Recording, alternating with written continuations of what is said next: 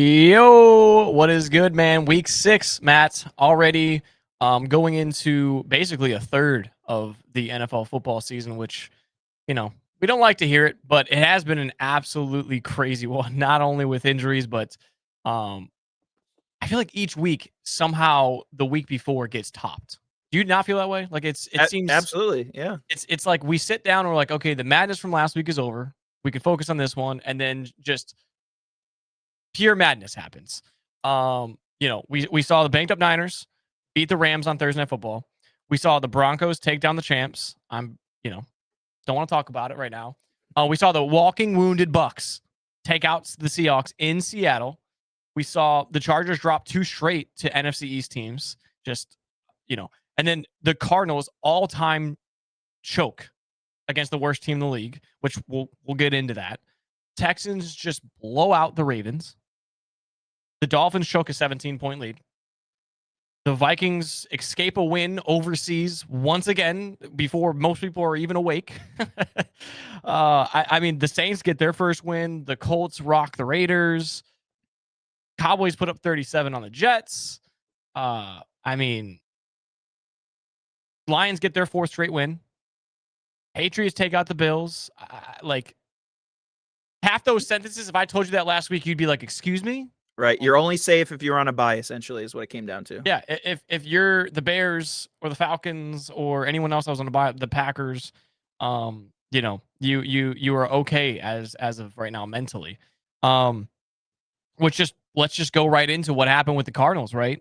The Cardinals might have just suffered the most hilarious loss of all time. Up 21-6 in the 4th quarter, fumbled crossing the goal line to go up 28-6, which would have just, game's over at that point. Fumbled on an How did we see? interception. Hold on a second. How did we see another one of those after That's we where my talked? mindset just taught. Yeah, After we talked about AD Mitchell doing it, now you have this another huge run, a and guy he that's does it trying again. to fulfill a spot to keep his role there as well. Like on top of that, DeMarcado, we talked about how high he should have been in fantasy. And It's he's like about to be RB1, and then does you that. fumble going from 21-6 to 28-6. I mean, and then their coach got fined. I don't know if you saw that. The coach got fined like $100,000 for yelling and hitting the player on the sideline. And then the Cardinals fumbled an interception for a touchdown, up 21-12 with less than 5 minutes left, and then they lose the game. Like that, I don't even know. Me and you have talked about how shady and sketchy the Cardinals have been, and they could honestly be a 0-win team this season. And I feel like that win was just very fitting for them sneaking away 2 wins early on in the season. But one stat here that is just shocking to me is in Baltimore. The Baltimore Ravens defense has allowed 177 points through week 5 of this season. In the year of 2000, they let up 165. Where did that defense go?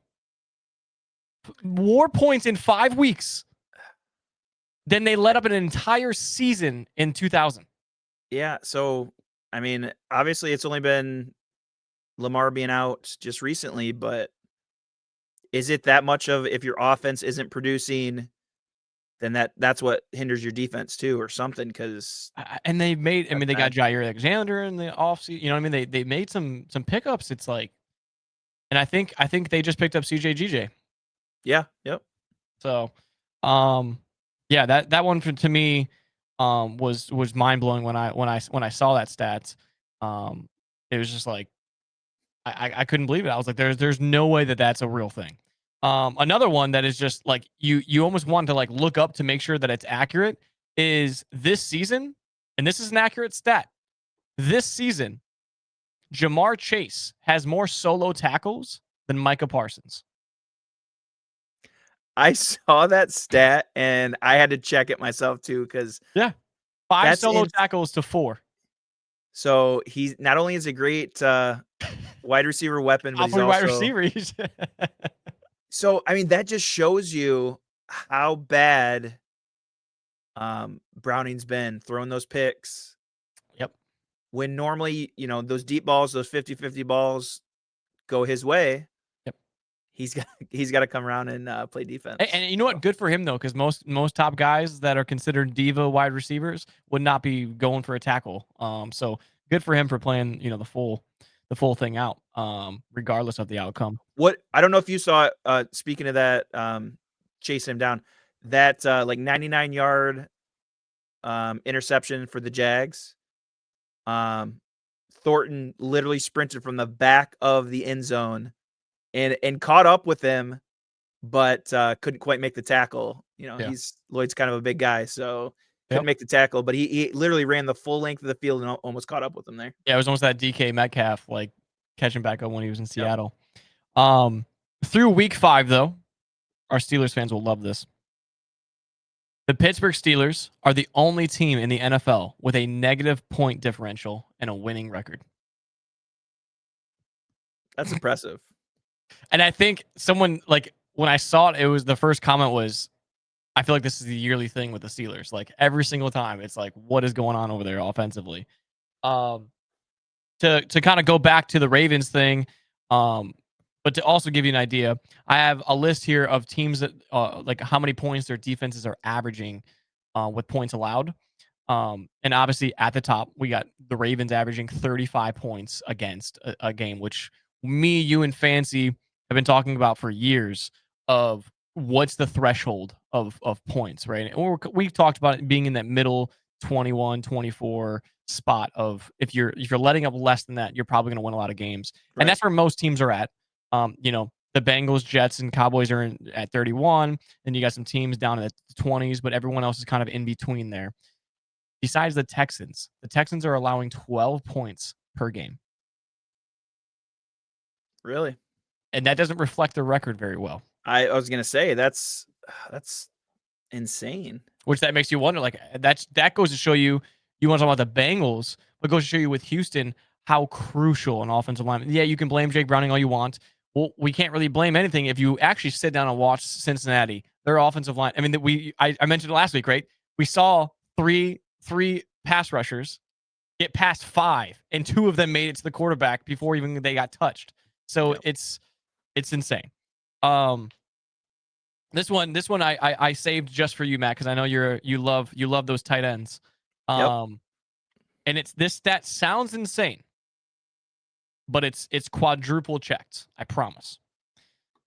Sunday was Zach Ertz's first game without a catch since November 27th, 2014.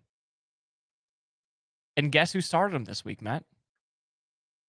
Me. I saw you pick him up. Me. First time he hasn't had a catch since 2014. Wow. And guess how much I lost by? What he averages. So thanks for that. I appreciate. Those are the Zach. coaching decisions that or manager decisions that just haunt you. Yeah, it just because that's like a great Bill on your matchup. bench. Like having Bill on your bench. Yep. It's unbelievable. I'm proud of the stats. The Bears fans might not want to hear this, but the only quarterbacks in the NFL right now with 100+ pass attempts and 0 interceptions, there's only 2 of them, Matt, and it's Justin Fields and Jalen Hurts. Love that. 2 mobile quarterbacks that aren't supposed to be able to throw the football. And Matt, we had one of those videos go super viral for us regarding New York. So I don't want to bash our New York friends anymore or put them in any more misery. Maybe this stat will be more comforting to them because I'm also going to be targeting the Jets fans too. Like maybe I think that'll work. Might help a little bit. Only 2 teams in the NFL that have 100+ losses over the last 10 seasons, and it is the Jets and the Giants. The Jets at 107 and the Giants at 100. So the Giants kind of less ass, kinda, right? Maybe. Kinda. Both pretty bad. both pretty bad. All right, let's get into fun though. Now that those fun stats are out, Thursday Night Football tonight. Eagles at Giants. Barkley is good to go. You know that I got the Eagles every week. Love to see you on my side as well, Matt. We talked about it. Thumbnail shows it, right? A little bit of shock, a little bit of everything's fine feeling for the Eagles fan. Love to see Jalen throw the football, but how do you lose when he throws up 280, 2 touchdowns, no turnovers? But I told you we can cry about it all we want. PI this, Zach Bond, you told it to me, Zach Bond tackle should not have been called. There's a That million was things that weak. went Yeah. wrong in that game that could have been called. And it is what it is. We got to put ourselves in better positioning to win football games and not be in those situations to let the refs dictate the game. And that's what they did very well last year was they just got ahead and milked the clock and didn't allow things like that to happen. So I think it's an early loss, just like the Lions took pretty early on, week 1 against the Packers. So it's one of those where you gotta take it on the chin and move forward. But I think this is a really favorable matchup for them. Rookie quarterback still in Jackson Dart. We saw him struggle last week. Kind of hurt a lot of us last week, thinking that the Giants would just walk past the winless Saints. So I think this is an easy one for the Eagles to get back on track.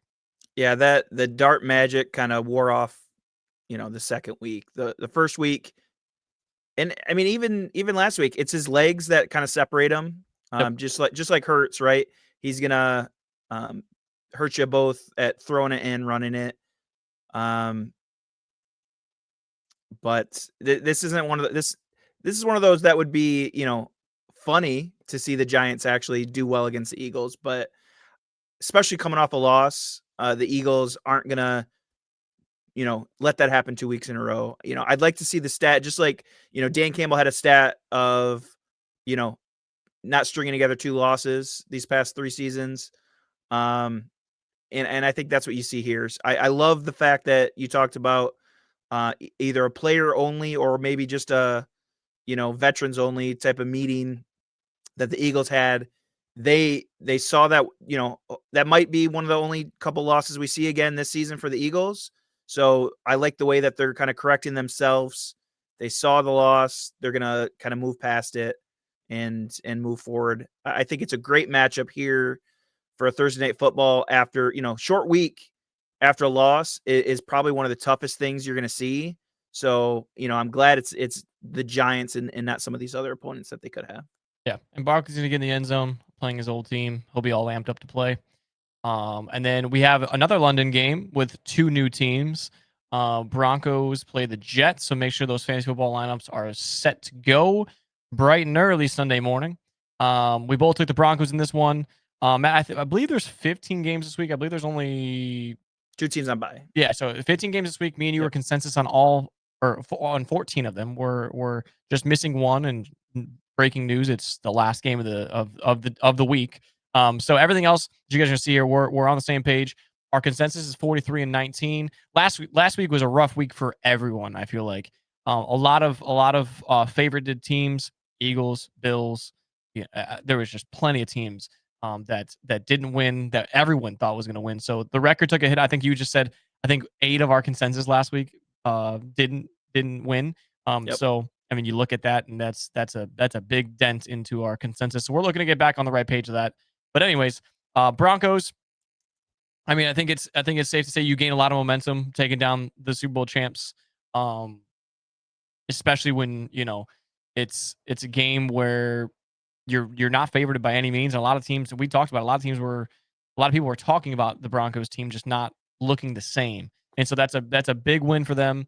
Lots of momentum going into this game, and the Jets letting up, like I said earlier, 37 or 40, whatever it was from the Cowboys. It's like not exactly ideal, even though Fields is playing good football. I think the Broncos defense is really what stands out in this matchup for me. Yeah, and it's just as you see the 0-5 for the Jets. This is just proof. Aaron Glenn should have stayed home. I love the fact that he gets to coach his team that he played for. It's a cool storyline for him. Kind of the Dan Campbell storyline too. Yeah. So you gotta give the shot, but 0-5, just absolutely bad start for him. And the Broncos, it's not going to get any better playing the Broncos this week. What you're talking about already that I see for the Jets, Justin Fields, Breece Hall are getting it done. Garrett Wilson looks good. That's where we're at for them. You know what I mean? Like it's not. You saw it against the Steelers, right? You saw some explosive things on offense happen, but this is it's one of those years. They're going to keep fighting, but at the same time, get ready to pick for first in the draft next year because that's what Yeah, it'll come down to. absolutely. And then we have the Colts at home against the Cardinals, which we already kind of bashed the Cardinals enough. I think that kind of is spoken for. A crazy thing though that Matt that I was telling you was if the season ended now, which obviously you can do that every single week. It's not ending now. There's still 12 more weeks after this week. Um, the Colts will be the number one seed in the AFC um, conference, which is crazy. Obviously, is because the Bills just lost that divisional matchup against the Patriots. But it would be the Colts and the Eagles having the bye in the first week, which is really not what I mean. Maybe the Eagles people could say, "Oh yeah, that's what I had," but I don't think anyone can say they had the card or the Colts being in this situation that they're in right now. And I think this is an awesome spot for the Colts to be in. Really, I mean, they're looking 4-1 down the barrel. They're looking at the Cardinals team is just completely distraught with between losing James Conner and then losing Trey Benson. Um, you And then know, I think Kyler's banged up a little bit. Yeah, Kyler's. I think he's a little banged up too. I saw he was questionable. yep. We'll see what happens. But even with him in, this is a team that the team morale is just completely down. Right, Marvin Harrison's still not being used the way he should. Same with Trey McBride. Running backs are just falling like flies, and then people are stepping Yep. up, dropping balls on the goal line. Right. So this matchup just favors the Colts so much. Um, this is just one of those where every week there's a matchup where it's like there's just no way you can go against it. And lately, it was the Titans playing the Cardinals, and the Titans won, and then it was the Patriots playing the Bills, and the Patriots won. So it's like it's so hard to say it. You got to pick the Colts here because we've seen teams upset. I think, and maybe a hot take. I think my confidence level with the Cardinals is the lowest out of any team this in the NFL right now, at least the way I sit. Yeah, no, I agree. Like you heard me talk about it when they were 2-0, it was a fraudulent 2-0. We And brought so it I up last week when we only picked them because you can't pick the Titans is what we said. They might not win a right. single game, and then it's like Yeah. So that's why I think it just that momentum just, obviously in the wrong direction for them. Colts are just going to keep riding this out and they look like a contender right now. yeah, another team trending in the wrong direction is the Chargers. Unfortunately, drop back to back weeks, like I said, to NFC East opponents, which doesn't hurt them, but you know you don't really want to drop a game to the Giants after you took out the Chiefs, you took out the Raiders, you took out the Broncos, and then you drop two to, cross conference teams. It's like what just happened there? Right. Just because you won the first three divisional Doesn't matchups, mean you can stop now. Yeah, you yeah, still got it to keep doesn't going. mean let your guard down. And then obviously, with first losing Najee and then now losing Omari and Ryan Hampton, Hampton. Yep. they got to figure something out. That it would be cool if they made a splash.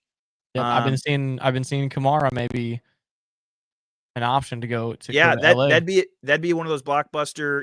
The money is what kind of sucks there. So if they can figure something out with that deal, it's definitely needed. They need a piece there now, and they got to right the ship because if you start sliding here after starting 3-0, it's tough to come back. Yeah. And it's a favorable matchup. Me and you are gonna take them here. The Dolphins just trending downwards, like we've been talking about. I think Dable might have saved his job just a little bit with that win against the Chargers.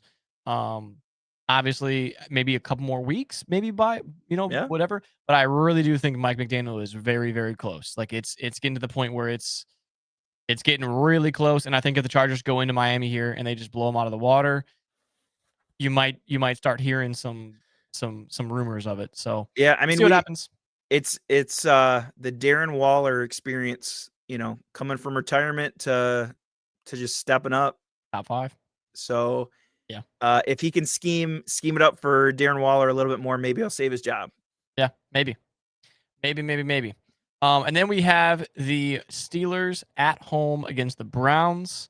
The Browns are Flacco-less, which is so funny to say. The Browns are Joe Flacco-less, and they got worse. Um, in 2025. Steelers coming off the bye, right? Yeah. Steelers Yep. coming off the bye. Um, I think Hopefully this is Jalen this just Warren is healthy. yeah. Everything I've been reading up, he should be good to go, trending good to go, unless something crazy happens or something does happen. But This is kind of one of those. A crazy thing is the Ravens are 1-4. They're still the best odds to win the AFC North. So this is kind of one of those.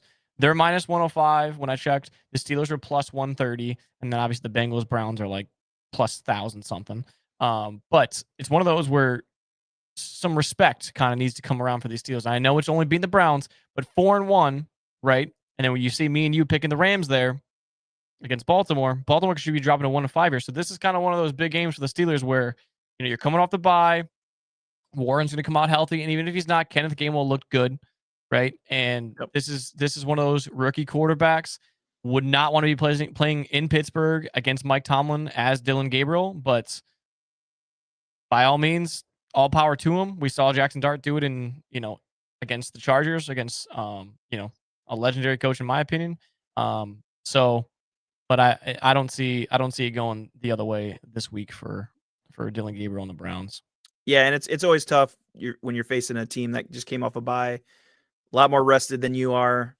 So I'm right there with you. I don't think the Browns. I like the move to go with the rookie quarterback, give it a shot.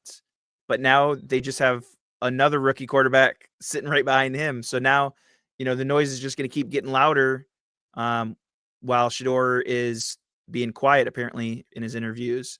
It's going to keep getting louder because at some point, they're going to throw him in there. They want to throw now a new rookie and then see what happens. So it's funny to hear the division leading Steelers at this point when we were thinking, looking ahead, we were looking at the Ravens, but I think they'll have a shot to just keep that going, stay atop division. Yeah. I think it's funny too, like just with the Browns, like going into the season, they had like 6 quarterbacks and now they have 2. Flacco, DTR, Pickett Kenny Pickett all got traded. Obviously, Deshaun Watson's still out for the year, and then now they just have 2 rookies that they drafted this year. It's like you went from like a quarterback room of 5 or 6 to 2 rookies. It's like very interesting for a one. And then they're going to end up getting another quarterback in the next draft, probably. Probably. And then we have the Cowboys at the Panthers. We'll talk about this game a little bit more towards the end. A little spoiler for you. But me and Matt both have the Cowboys here. Their offense has just been so explosive. Obviously, their defense kind of has been lackluster, I guess, if you will. But big time. If I'm picking an offense, I'm gonna pick the Cowboys offense over the Panthers offense. Just we talked about the inconsistencies with Carolina starting off a little slow and then kind of just all foot on the gas towards the end. And it's just not enough time, right? So I like the Cowboys a little bit more of a complete team overall than Carolina, but I think this is one that it'll be, you might see it go back and forth for a little bit. And I don't know if you saw it. I ended up picking up Rico Dowdle. Oh my gosh! In the year or in the week before, I don't know what it was. There's so many people, dude. I have something. When I have an extra spot, sometimes I look at that second running back. I picked him up, and he just exploded last week. So, obviously, congrats to everybody that started Rico Dowdle that grabbed him. And saw that, when Chuba was out. But do you have the number on that? It was 206 or something, 203? 23 carries for 206 and a touchdown. Just ridiculous numbers, man. Yeah, that's impressive. So, I mean, depending on if Chuba's going to be back or not, the Cowboys defense is somebody that you can still throw up those numbers again in this week. But it is impressive. The Cowboys are getting this done without CeeDee Lamb because when he comes back, if they're still rolling like this, that's a tough offense to stop. So let me ask you this. Is it more impressive they're doing it without CeeDee Lamb, or is it more impressive that George Pickens hasn't punched somebody? That's true. The fact that he is just well demeanor now. Like he's just keep intent or whatever it is, they're doing something right. Because they're giving him melatonin before the game or something. Right. Some ashwagandha. He's a wild card, right? So I mean, at 2-2-1, it's not like they're 5-0 and he's on top of the world. It's like they've had some losses. he's had some games where he was not targeted and he hasn't been punching anyone. It's like normally it was like, and some crazy play happening, and George Pickens is like in the stands, row 12, beating the shit out of a fan. It's like, what the hell is he doing over there? Like, and now it's like he's just throwing up 100 yards a game, just like head down and doing his job. It's like it's kind of crazy. Like, I know. And now, so the crazy person we're seeing is Jerry Jones flipping people off instead of $250,000 fine. that is a disproportionate fine to me. Like, I mean, obviously he's got the money, so Yeah, I think someone in chat did the math on me for a billionaire. Like that, it would be like $20 or something. Like it's nothing for a billionaire. So it's like it is what it yeah. is. So I think that they juiced it up a little bit, knowing Jerry's got deep pockets, But it was kind of funny because he even was smiling when he did it. So that's why it was kind of like to me it was a thumbs up into the bird. So it's kind of funny. Like he's making sure like they got almost they like a making fuck sure you too. Yeah, you know what I mean? Like like what's wrong with that, dude? Like I don't know. I feel like it's kind of bullshit. I feel like the NFL is just money fucking hungry. Well, last thing on the Panthers real quick. I swear you and I are the wide receiver whisperer though, because we called out AJ Brown for not being productive. The following week explodes. Okay. Last week I was talking shit about Xavier Legette and how he hasn't been doing anything. And he goes and scores a touchdown.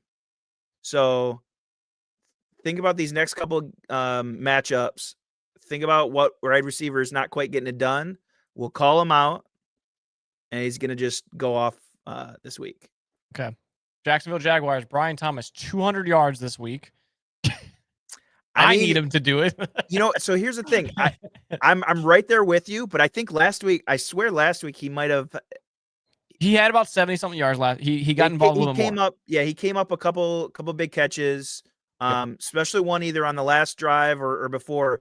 He had a great sideline catch. So, but yes, I'm right there with you. Let's call him out because he has so much potential. In his first couple weeks, he has not been getting it done. So, which it's very interesting because if you'd have told me the Jaguars are 4-1, I'd be like, wow, Brian Thomas is probably great value in that second round that he was going. It's like, no, he's not. He's actually really bad value at where he's at, which is just interesting. New coach, new offensive coordinator, and they're just getting it done a different way. And I mean, you're going to take 4-1 Jags over the season that they had last year with BTJ having a great year. It's like sometimes sometimes having no pure wide receiver one is the move. I mean, look at the Bills, look at the Ravens, look at the Chiefs. I mean, there's teams that are getting it done without having that pure wide receiver one where you're targeting every game plan against getting him the ball 10 times. It's like sometimes you don't have to do that and you can just take the option that's open. That's a better way of playing football. But this matchup specifically was a tough one for me. I went Seahawks. I went back to Jacksonville. I went Seahawks, and then I was like, I got to go back to Jacksonville. I really wanted to go Seahawks here. You just didn't want to get burnt by him 2 weeks in a row. Yeah, I don't want to get burnt by him 2 weeks in a row. Another one of those, man, where I told you pre-production, I feel like I've been on the other side of the last like 30 seconds to a minute, the game just going the other way. Like the Seahawks, I was literally watching the game. Awesome game, by the way. One of the coolest games, one of the most fun games to watch of the week if you guys got a chance to watch it. Not only because of the jerseys, but it was just like punch after punch after punch after punch. It was so cool. It literally was like an awesome game to watch in the middle of the day. But Seattle's got the ball. Tampa's got like no timeouts, and they just got to go get a field goal to win the game. And Sam Darnold throws a pick. It's like, and that's why I was going to go with them is like they should have won the game. But I'm just like, dude, somehow Jacksonville is just getting it done. I've went against Jacksonville on most of these. They're 4-1, and I don't know if I've been with them on one of their wins. I'd have to look back, but last week none of us had them beating the Chiefs, and they got that done. And so there's just something going on there with Liam Cohen and the team. I just couldn't go against it. It was just more of a feel pick more than it was a logistics, I guess. Because I very well could see Seattle coming back and winning this game, but just kind of where I stood. So 2 things to piggyback off of what you were talking about. So Liam Cohen, one of those new head coaches this year. We've got 7 teams that have new not necessarily coaches that it's their first year. It's just first year with that team. So of the 7 teams, Ben Johnson had a bye, so 6 teams playing. 4 of those 6 new coaches got wins last week. So that brings their total of new coaches 12, 20, and 1 on the season. So a So third of those wins just. a third of the wins were all last week. So And Aaron Liam, Glenn did not help out. yeah, he's the one dragging this class down so far. But yeah, 4-1. Yeah, he's got a quarter of their losses. I just thought about that. He's hurting the class pretty well there. Yeah. So the other thing you talked about, which I think that's the most important thing, was those throwback jerseys. That was a really cool matchup. Obviously, you get the creamsicle and then the old school Seahawks. But on that same topic, like I love the fact that they both did it, right? So that's a cool matchup to have. What I didn't like was we had the Bills jerseys those were sick. Okay. But then we had a regular ass Patriots jerseys and kit. And where's the So red ones at? You know, that's what I'm saying. Either do the throwbacks or this is my take. So I like what you're saying. I absolutely agree. I feel like if one person's doing it, the other. Well, first of all, too, why are the Bills doing the whiteout one and it's not even snow? They literally have whiteout games. Like, just save it for the whiteout. That would have been perfect. Yeah. Which I'm supposedly they're going to be bringing it back again. But I was literally talking about this earlier. This is like a call out to the NFL. Not that they'll ever see this video. Why are we not doing Throwback Thursday games where both teams Genius. every Thursday, wear their throwback jerseys? Now, obviously, you have to have a white and a dark, or a light and a dark, whatever it was. But why are we not doing that? Like, hire me. Like, that's an easy idea. Like, that's every week we get to see. You're gonna get more views because people want to tune in for the jerseys. Like, that's awesome. Like, all right, you heard it here first. Throwback Thursday night matchups have to be in your throwbacks. Let's get it done, NFL. Reach. So I mean, they tried Throwback Thursday talks within reach football. There you go. We saw it. They tried to do the color rush, and I think those were reserved for the Thursday night games. Oh, were they? Most of those kits were just awful. Like the one that comes to mind, like literally the Browns was so bad. Some of these teams, like the color palette, like it was just a weird jersey matchup for those color rush ones. So I like I think those were the rivalry jerseys or something for the Bills. I think most teams have some cool setup like that. You got to do them at the same time or save them for, like you're saying, the primetime games, so that everybody gets to see those. Not one team gets these sweet jerseys, the other team just their regular jerseys. Doesn't make sense. Even just like doing prime primetime games, different jerseys than the normal stuff. Like you play most teams don't get that many primetime games, so it's like that should be a special thing where like the most eyes are on you because it's a Sunday night or a Thursday night or a Monday night or whatever. It's like throw on some cool unis, man. Like let's don't get crazy with it, but let's just see something we don't get to see that much. Like the Patriots came out and they were just the Patriots. It's like fuck. Like why didn't you bring out the fucking cool red ones with the white helmets and the old rebel guy or whatever the hell he is, like, or Patriot guy, I should say. But yeah, I don't know. We got way off page. I think even the Jaguars wore their older ones. I don't know if you saw the sleeves. It was the old like full Jaguar. It was pretty cool. Even those were sick.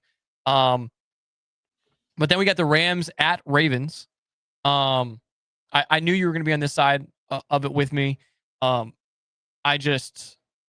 When you have a quarterback that's number 1 in passing and a wide receiver that's number 1 in receiving on the same team against one of the worst teams that's averaging 35 points a game, you got to go with that side of it. Not only to mention that this matchup actually works out really well for them with, I mean, Devontae, I could just go for hours of how awesome that offense is. Right. It's going to be a field day for the Rams. If you have Puka, Devontae, Kyron, you're going to be very, very, or even, I mean, obviously Stafford, but you're going to be very, very happy with this game. To me, it's one of those things, though, which Sean McVay doesn't do it. He keeps his foot on the gas. The only scary thing when you're talking about the high-powered offense like that is when you're playing a team that is seemingly abysmal on defense, do you let up at all? Do you give them an opportunity? Do you change it up because you don't need to do those, 20, 30-yard throws? To me, the answer is no. Sean McVay is going to just keep dialing it up exactly how he does it because it's a winning game plan. But that's the only scary part is that's how you let a team like this creep in there is if you do try to, you think Yep. you have it too well and then they kind of creep in there. But it'd be interesting to see. Cooper Rush did not look good like when he stepped in for the Cowboys. He just couldn't quite get it done. So it's interesting to see if they're going to stick with him this week or not. But the Rams are looking great. I think they throw for another, Stafford throws for another 300 yards again. Yep. Puka just keeps. What's the number you told us? 2,000 yards for Puka is his Pace. Yep. is his pace right now. So I'd love to see him just continue that another 100-yard game and get into next week. Yeah. Absolutely. Then we have the Patriots at the Saints. That we're actually in like a situation where the Patriots could end up being 6-2. I had like a preview of who they have the next like couple games, and it's some bad teams. I've been telling you that win with the Bills against the Yep. Bills in Buffalo was a huge win. Not only for the whole team, but for Drake May. That was really a game where I think a lot of people were like, "Holy shit, Drake May really is like their franchise guy." Like he with Yep. Stephon Diggs being the lead guy. It So was really interesting to see. I mean, he was obviously playing in his old team. He's going to be fired up, but it was really cool to see. He was pumped. He was going up and down that sideline. He was getting Yep. everybody ready to just keep battling. And it's I like that side of him. I like the passionate side for the good versus that diva mentality that it looked like he had previously. Yep. He was a leader that game. I think, it's one of those behind the scenes type of things, but I think he was a huge part of maybe giving Drake May that confidence, maybe, keeping him rolling through that game. But Diggs, to me, the leadership quality there, really stood out. Yeah, absolutely. I saw a fun stat that both times Stephon Diggs has gotten a chance to go back and play for the team that he like left. So when he played for Minnesota, when they went to Buffalo, his first game as a Bill, they went back into Minnesota with 125 plus yards, and then obviously the first time going back into Buffalo since leaving Buffalo, 125 plus yards. So he definitely has a little bit more energy there, a little chip on his shoulder. But I think the Patriots offense is starting to roll a little bit, and I think the foundation, like we talked about, when you have a head coach like Mike Vrabel, I think everything else just kind of follows it from there. The defense, the trenches. We have a clip of me talking about Vrabel just cleaning up the trenches, offensive line, defensive line, and that's how you're going to win games. And he's already got that in effect. So I think this is one of those where, yeah, you're the Saints, you snuck one away from a rookie quarterback that you picked on, you bullied the rookie quarterback that all of us wanted to see do well. So screw the Saints. But this is a team that's got a lot of confidence going forward here. The only thing that they're not confident is Stevenson holding on to the football. Yeah, how bad is that at the running back position? He keeps getting the opportunities. They keep going back to him. And someone said they want the loyalty that Mike Vrabel has to Stevenson with just any girl in their life, like because that guy is so loyal to Stevenson. I just either that or Henderson banged Mike Vrabel's wife. Like there's no in between. Like it's astonishing. But yeah, then we have honestly like one of the shittier matchups. Obviously 1-4, 1-4 so here. bad. Raiders at home against the Titans. Titans getting it done last week. Still just not enough for me to gain any confidence in them. Not that I have much confidence in the Raiders whatsoever because Geno Smith still doesn't know how to throw the ball to the right team. But there's probably, there's a good reason that Amari Cooper retired before he actually got to play a professional snap with Geno Smith because he probably saw it coming and we all just didn't. Because that still was one of the weirdest things ever. You just sign with a team then retire like a week and a half later. But clearly he knew that Geno Smith was just ass. because Geno Smith has just been terrible this year. We both say that and both agree on that as we're taking the Raiders. But Ashton Shensi and we saw Brock Bowers sit out last week. That happened kind of that story kind of developed more right after we released the episode last week. It was kind of like he was playing the whole time, and then just all of a sudden, but he's been playing with a PCL strain after week one with that hit that he took on his knee, and Yep. and I made a trade. I traded him in a way, and I remember having a long conversation with you about it, talking with you of like, I don't know, man. His knee might have been more than we thought, and they're just throwing him out there still. It was his doing. He decided to keep staying out there, as any ball player wants. But that's why he took out last week. So they're thinking he should play this week, I think. But if he takes another week off, you can't really blame him when they're 1-4. It's not like they're battling for something crazy here against the Yeah, Titans. and when it's against the Titans too, yeah, I'd love to see him be healthy because he was a special talent last year. I want to see that continue. So, rest up, Brock, and it's the Titans. You see Lockett. I love to see him score. You don't think it's going to be a fumble recovery off of an interception, but it was cool to see Lockett actually produce somehow. But I think this is one of those weeks we see, spoiler alert, Genty, step up, continue that rookie upward swing. It's normally, middle of the season where you really start to see, hopefully, obviously it's kind of the opposite of our next matchup we'll talk about in a sec with Mbuka, but you like to see those rookies really get into stride after getting a couple, NFL games under their belt. So I think Genty is just going to keep, hopefully that upward momentum going, and maybe we'll see him get in the end zone. Yeah, I'm in. Hopefully he's in. And then honestly, one I thought maybe we might be like against, one that was tough, and I'm sure it was tough for you too. Bucks at home against the 49ers, both 4-1 teams. You see the -3 line, very, very close spread here. Gonna be a close game. Should be a fun game. This is like another one of those where I would love to see. I know we talk about prime time. We don't want to overdo it, but I'd still love to see Tampa come back out with the creamsicles, and then like the 49ers come out with like the black jerseys that they have with like the gold. It's like that'd be a Yeah, sick matchup. yeah. But we won't. But we won't. Because this episode hasn't come out yet. Right. The NFL And needs it's to not a hear it. prime time. We can't Okay. be. That's you know what I mean. We got to do Thursday night only. Otherwise, it's gonna be like, dude, we've seen this last week. You can't pull it out every week because then it's like you're gonna get tired of it. So, Gotcha. but back to football. I like the Bucks here, man. They've impressed me. They really, last week I took Seattle. Somehow they still got it done without Mike Evans, without Bucky. It's like that's an impressive win. That really is an Absolutely. impressive win to go. Like I said, it was punch after punch after punch, and to do that without Bucky, without Mike, it's like that's pretty impressive. And I mean, we've been so high on Egbuka. That's how you say his name, Gronk, not the way that you said it. I know. Um, I wish we had the drop so you could just. yeah, just click it on my. I'll get it next time when something like that. Every single time I'll just click the Gronk. I don't even know what he. I can't even reenact what he said because if you haven't heard it, click pause and go look it up, laugh, and then come back, and then we'll continue the conversation. But Egbuka has just been amazing.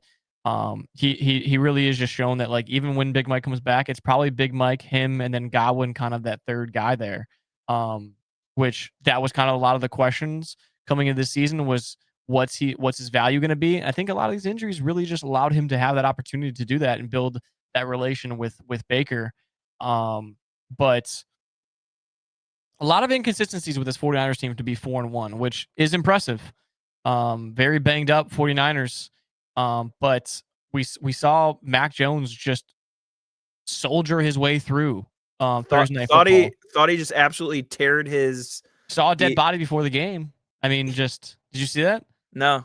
From his hotel room, he found a dead body and floating in the river from their hotel room. Jesus. And then he came out in like the Joker, like red suit this side, red pants that side, and then literally just did what he did on Thursday Night Football. Like crazy story. Yeah. So But I mean, yeah, I he just swear he I battled. thought he That's one blew of his those. knee or something. Yeah, yeah. Everyone was talking about. They did the commercial cut, and he was like, "They're done." And then it was like some backup, like Rodriguez, or we haven't even heard of this guy before, just some practice squad guy. And but no, Mac Jones was good. But that game for him is one of those games where that's his Baker Mayfield game. That's his Baker Mayfield game when Baker went from the Panthers to Los Angeles and came back on Thursday Night Football, had 24 hours, less than 24 hours to learn the playbook, and then start for the Rams and then do a game-winning drive. And then he got his opportunity in Tampa.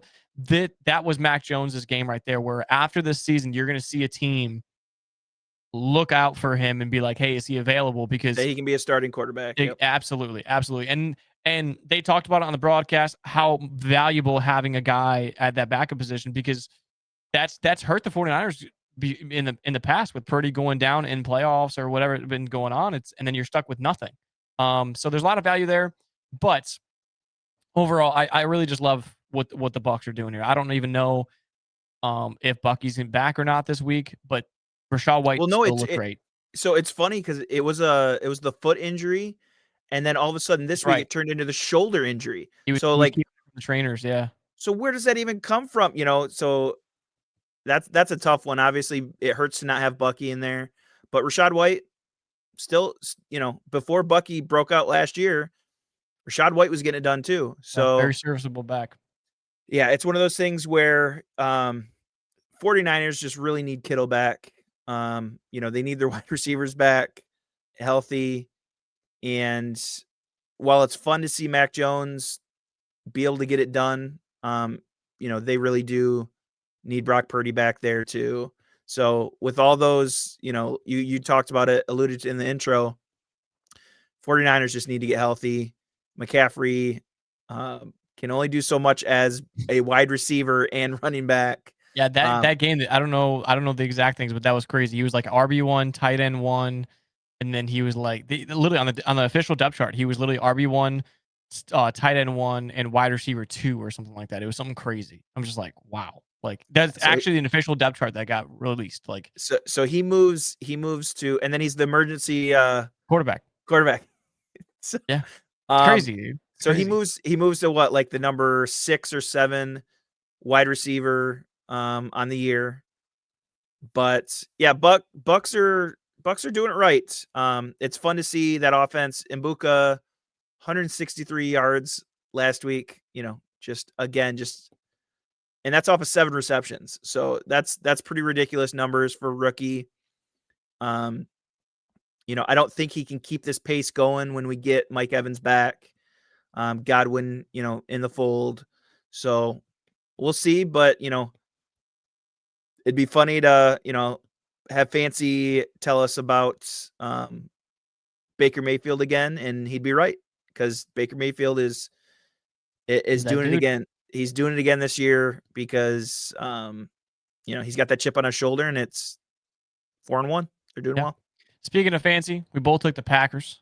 There The we go. Bengals and Joe Flacco have the funniest opportunity to do something though. The Browns obviously beat the Packers 13-10 with Joe Flacco under center, and then now the Bengals announced Joe Flacco will be starting in this game. It'd be so funny to see Joe Flacco take out the Packers again. Um, It's but the difference is, the defense is what kept the them in defense is that what kept them game. in, and the Bengals have no defense whatsoever, and no offensive line whatsoever. I don't know if Joe Flacco is going to last a half with this offensive line, but it might be cool to see him chuck up the ball to Jamar Chase like 40 times a game.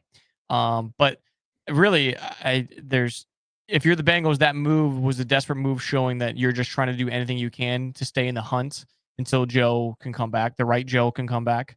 Um, Right. and that's really all I have on this matchup. Like it's just this is one of those where Packers come off the bye and this is this is where they get back in the win column. Like that's just that simple. Yep. Yeah. Again, coming off a bye, great matchup for them. After getting healthy, you get that rest week. Bengals, I like it. They needed to make a move because, they're still in the division. So, they do need to string together some wins here. Joe Flacco is who they choose. Other quarterbacks they could have reached out to. Obviously, I was rooting for Jameis Winston to go back there. I don't know what stalled those negotiations. I don't know how you don't let him go if you're the Giants. But decided not to make the trade. They went with Joe Flacco. I really do think it does give upside to, what's been a weird wide receiver room for the Bengals since he's gone down.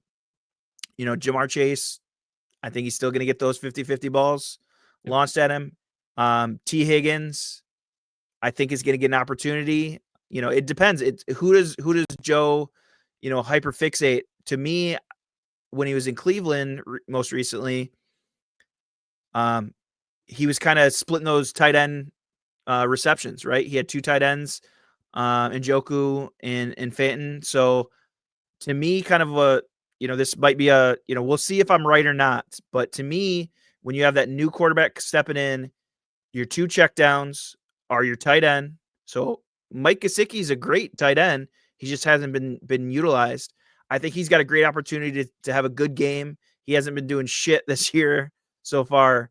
I think he's got a great opportunity. And then I think we see some value out of Chase Brown again. I think, when you're doing your quick read and it's not there because you have half a second and then defense is rushing in.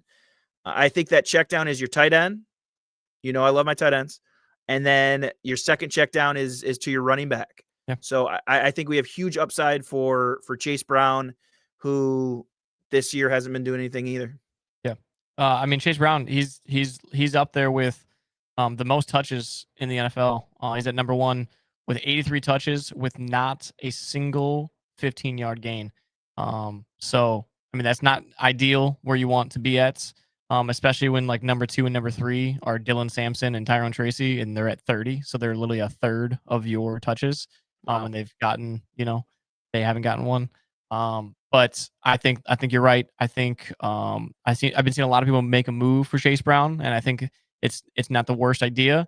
I think the Bengals are going to continue to be down a lot of these games, and you got to be able to throw. And I think Joe can move around the protection a little bit, as that veteran quarterback, as you mentioned, and get him involved in the backfield, because if you drafted Chase Brown, you didn't draft a running back, you drafted a receiving back, because when Joe Burrow is in there, he's getting 6, 7, 8 catches a game, kind of how CMC is being used in San Francisco right now. So, but some awesome primetime games to end the week on. Truthfully, I'm excited about pretty much every one of these. We have your Lions at Chiefs. In Kansas City, it's always tough.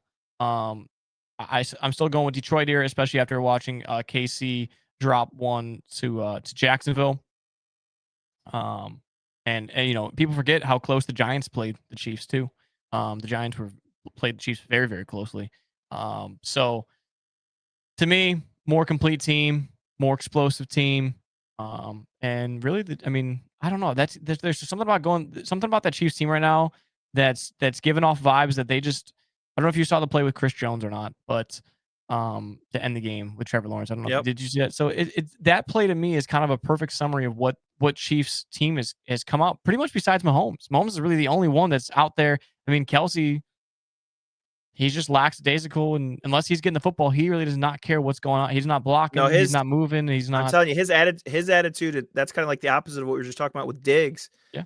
Is He as a leader, he has that opportunity to motivate his guys, or what he's doing right now, it looks like he's yelling at his guys. You don't want to play with a guy that's literally just bitching the whole time. Yep. So yeah, I think Kelsey it's and Chris Jones' leadership is declining, unfortunately. Yep. And I just, not that that's a huge difference. I mean, it is a big difference. But I feel like Detroit really they're trying to play for what Kansas City has had the last 5-6 years. Still, they're trying to get to that last game. That's what they want. And so. Yep. There's kind of more of a hunger side on Detroit here that I like, and just, I mean, you can go talk for days about the offensive explosive, weapons that they have. So, yeah, and I was telling you about the gauntlet that we had of Ravens, Bengals, Chiefs. We're gonna have the Eagles coming up. It's looking a little bit better now, right? You get those wins. Obviously we thought it was Joe Burrow's Bengals, but what I didn't realize, and I think for the Lions is the best part of it, you're now getting a depleted Chiefs team coming off of a bad loss, and it's on a short week. So that's the best case scenario when you have to go into Arrowhead. It's now a team that just lost and and on a traveled back home. and came home and on a short week. So obviously I love the way the Lions are playing right now. So, even if they weren't on a short week, even if they weren't off of a loss, I think they match up well against this Chiefs team. I love what they're doing, both offensively and defensively. Aiden Hutchinson should have had a safety towards the end of the game last week. He needs to keep that pressure up on Mahomes. Mahomes loves to scramble. If you can keep him contained, I think Lions have a really good shot here to pull out the win. Yeah, absolutely. And then honestly, a really big comeback week for the Bills here. Kind of what we talked about. Most teams that are coming off the bye kind of have a layup game besides the Falcons. Yep. Every team is kind of coming out. Maybe also besides the Bears here too. But you know, we talked about the Steelers coming back, kind of a layup with the Browns, and then obviously the Falcons come back and they get to play the Bills. And then obviously Green Bay with the Bengals that we just went through, um, but yeah, a tough matchup here for Atlanta. At least you're home, right? You kind of had that bye week to prep you for this beatable Bills. I mean, we talked about some of their wins. We genuinely thought the Bills could have an undefeated season with what was on their schedule. But like you mentioned, there were some teams that played the Bills very, very closely, and the Patriots finally closed out a game on them. And I think it could open up a can of worms, and like where teams that maybe shouldn't beat them are starting to beat them, and they gotta make a change. Or this could just be one of those where, like I referenced earlier, where the Lions come off, they get their asses beat right away, and they fix it, and that's kind of what you want. You don't want it to happen too early. You don't want it to happen too late. You kind of want it to happen that way you can understand where your holes are at, and go forward with it. So I think it's going to be interesting to see which Bills teams, like what Bills team comes out and bounces back after that Sunday Night Football matchup that we all got to see the Patriots, spoil. Yeah, I think the Bills have a bounce back game here after a tough loss like that. Um, Falcons to me, just they're not a complete team. They're not showing. You love to see Bijan run away with a game, but other than that, they're just not getting it done. So, um, kind of what we talked about with the Jags and Brian Thomas Jr. What I'm hoping I can jinx then for the Bills is Keon Coleman really needs to step it back up. Um, we talked about it early in the season, right? We talked about what are they doing at wide receiver because they need a stud, they need a superstar, they need somebody. Keon Coleman looked like he's a young kid that can have something special. And I think we really need to have him or somebody else step up. Yeah. And they need a primetime wide receiver. And hopefully it's you get a game like this, and he can step up. Yep. Most matchups this week, obviously, I think you went 15 for 15 on the favorited team, um, and obviously, being statistic guys, like we know one team is going to drop more than one team's probably going to drop it, even though they're favorites.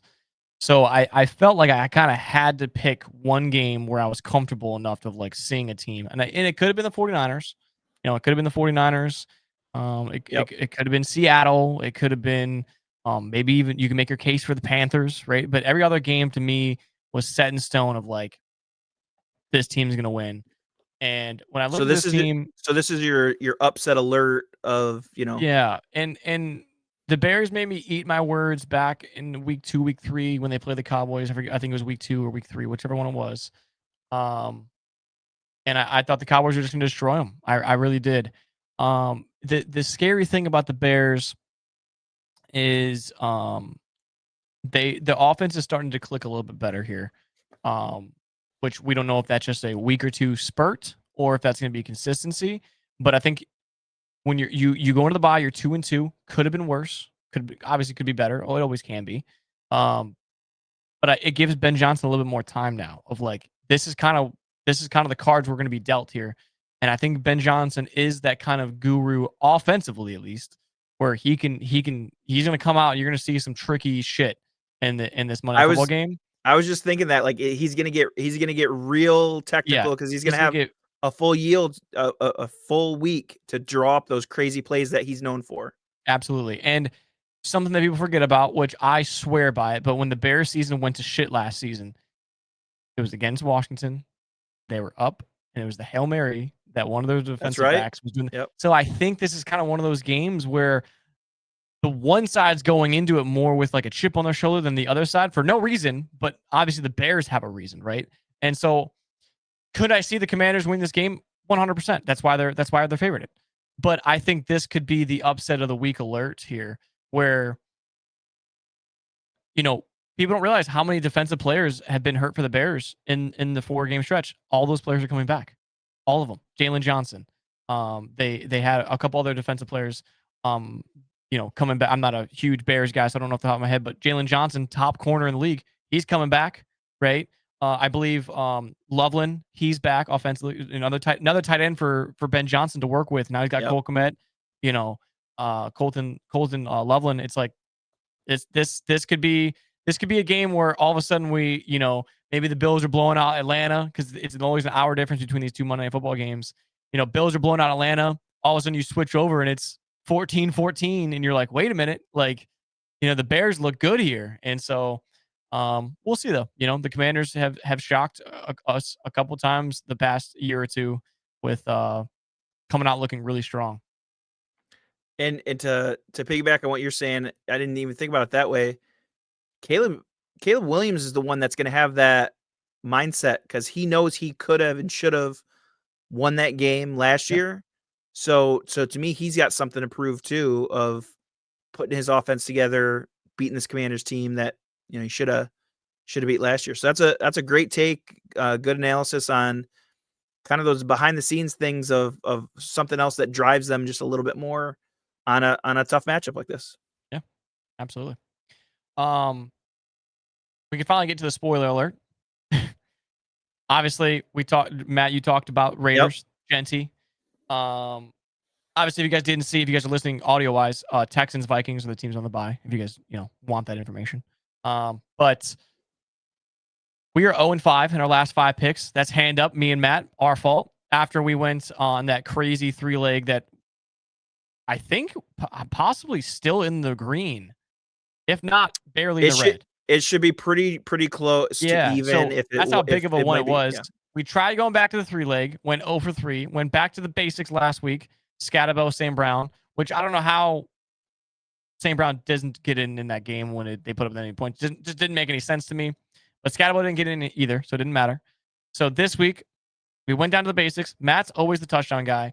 I usually look for a spread or a player prop or something, right? A money line. So we talked. We love it. Obviously, the odds aren't insane, but it's just kind of one of those we talked about. We just got to get right back into the win column, get us back into the green enough. Yep. Cowboys -2.5. Ashton Genty anytime touchdown plus 189, $50 to win 144 and 60 cents. So let us know down in the comments if you guys are going to tell us on that one. Some people will say we're due, Matt. Some people say we suck. What are you going to do? I mean, both are probably right. We'll find out. But we will find out. But yeah, awesome episode again. If you guys listened all the way through, we appreciate you guys. Thank you guys so much, Matt. I was just talking about it with you. Just with the YouTube shorts, we have reached 500,000 views just last week, just on YouTube, which is just, I don't know if me and you ever thought we'd say that in a sentence, just on one platform. Right. But it's absolutely awesome to see. Next week we will hit obviously 6 weeks. It'll be a third of the way into the season. So next week we'll be adding just a little bit more to the episode. We'll work on shortening up the other part of it, but we want to go into some of the NFL leaders in terms of stats for every position, but also the standings for NFC and AFC. Because we will hit that 1/3 marker of the season, right? So we'll be doing it week 6, week 12, and week 18. So make sure you guys tune in next week for that. But other than that, that's all I got. Matt, you got anything? Go Tigers. I was gonna say I ended it last week. Go Tigers! Comeback win. Gonna go to game 5 in Seattle. By the time you're listening to this, it'll be coming up. There we go. Go Tigers. Appreciate you guys tuning in, and we will see you guys next week. You guys have a good one. Later. See ya.